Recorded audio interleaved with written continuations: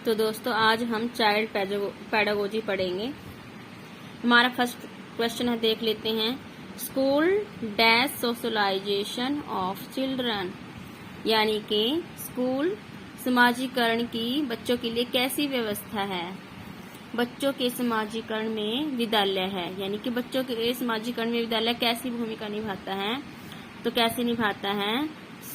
School is a secondary agency. School is a secondary agency socialisation of children, यानी कि जो school है वो बच्चों के समाजीकरण में द्वितीयक कारक है। कौन सा कारक है?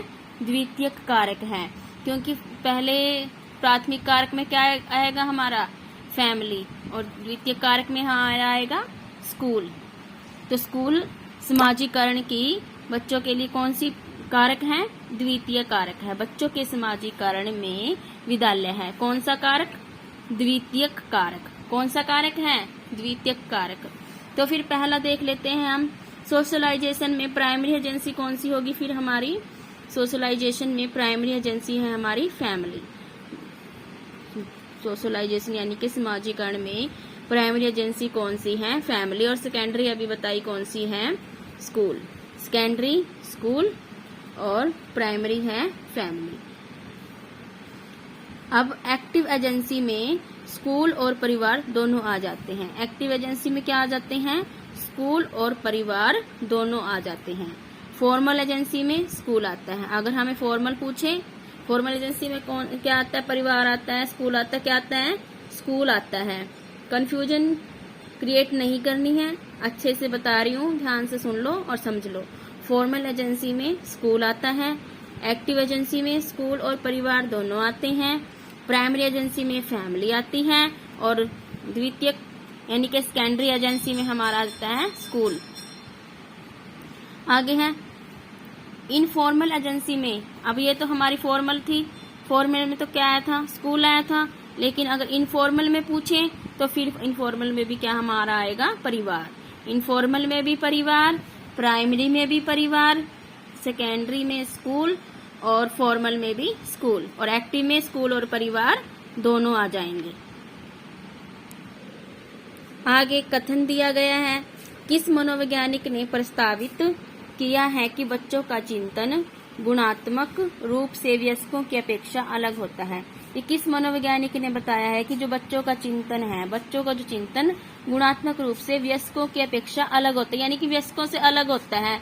किस मनोवैज्ञानिक ने बताया कि जो बच्चों का चिंतन है वो गुणात्मक रूप से वयस्कों की अपेक्षा यानी कि बड़ों से अलग होता है? किसने दिया था ये कथन? जीन पियाजे ने। किसने दिया था ये? जीन पियाजे ने, जो कि हमारे संज्ञानात्मक के जनक हैं।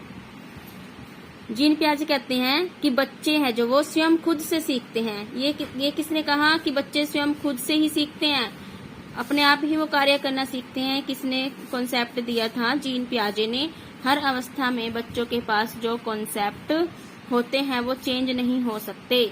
हर अवस्था में बच्चों के पास जो कॉन्सेप्ट होते हैं वो चेंज नहीं हो सकते। कॉन्सेप्ट बच्चे नन्हे मनोवैज्ञानिक होते हैं। किसने बोला कि बच्चे नन्हे मनोवैज्ञानिक होते हैं? ये भी किसने बोला? पियाजे ने।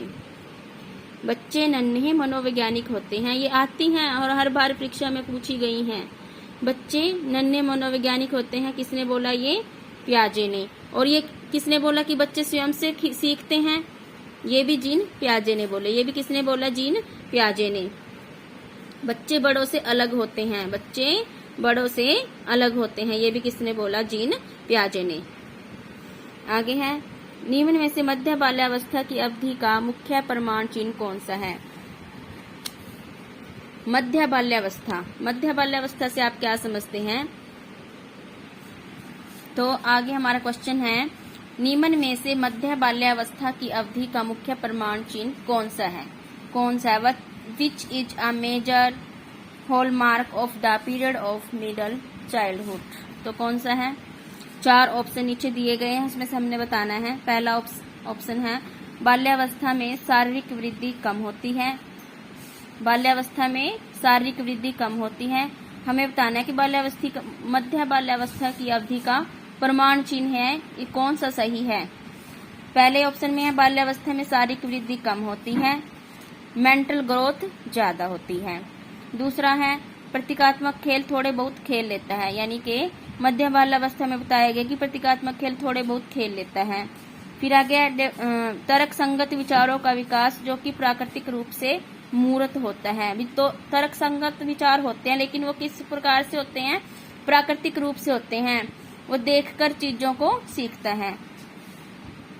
तो और थिंकिंग क्रिएटिव जिज्ञासु होता है बच्चा। मध्य बाल्यावस्था में बच्चा कैसे होता है, जिज्ञासु होता है, परंतु अब्स्ट्रैक्ट थिंकिंग उसमें नहीं होती, यानी कि उसमें कल्पना शक्ति इतनी ज्यादा नहीं होती, लेकिन बच्चा क्या होता है, क्रिएटिव होता है और जिज्ञासु होता है।